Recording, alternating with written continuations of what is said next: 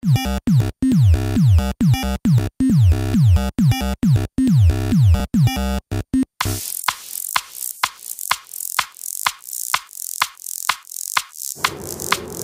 there's a story about this women. They lived very close together, but they couldn't see each other.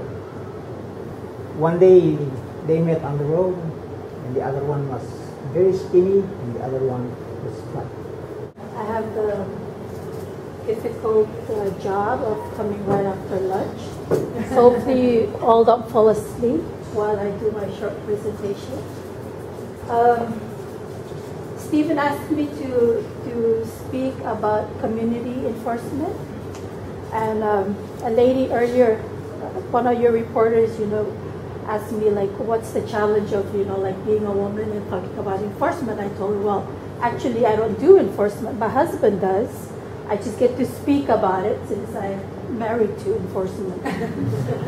But I'm from Kadai Village, and it's in Yap, Main Island Yap, and our community project name is called the Nipple Channel Marine Conservation Area, and it's a joint initiative between two traditional villages. So the fat one asked me, where you going and where you from? It just came out from my cave. And where are you from? I came from the same area, but there was a wall that blocked them from seeing each other.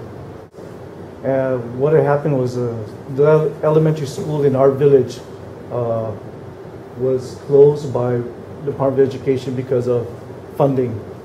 So our kids were moved over to another village for school.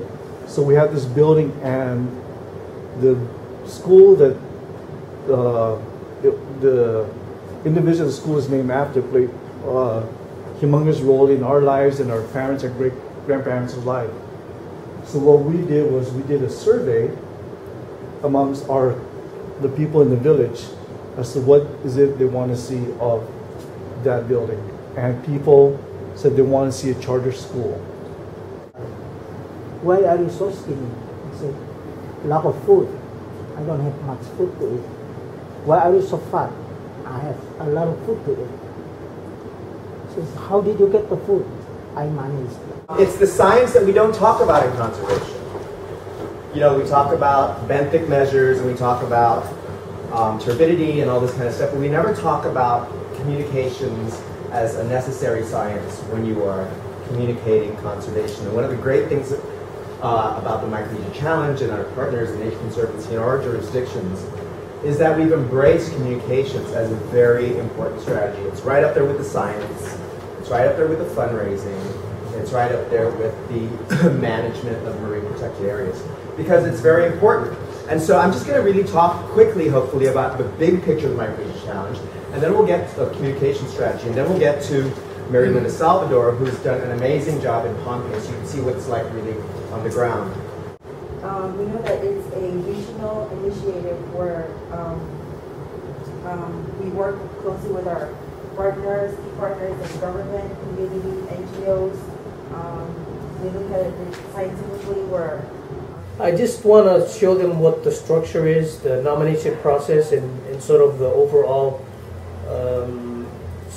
scheme of how the Protected Areas Network has been implemented. The presentation basically goes over the structure, the current structure and the process of how the Protected Areas Network is set up in Palau, and how the resource managers are currently managing their sites through the Protected Areas Network. So they lived together, and he taught him how to do the conservation. Manage the plants, the animals, and everything over there. And that's where the law started. He taught them, this is the law, this is the regulations that we live together and follow. The story continues at www.micronesiachallenge.org, where you can learn more about the people you just met, as well as the efforts of preserving the thousands of species of fish, plants, and wildlife in Micronesia. There are downloadable teaching modules for schools, as well as an online video storytelling academy by Dan Ho. And of course, we look forward to your support of the Micronesia Challenge. Thank you.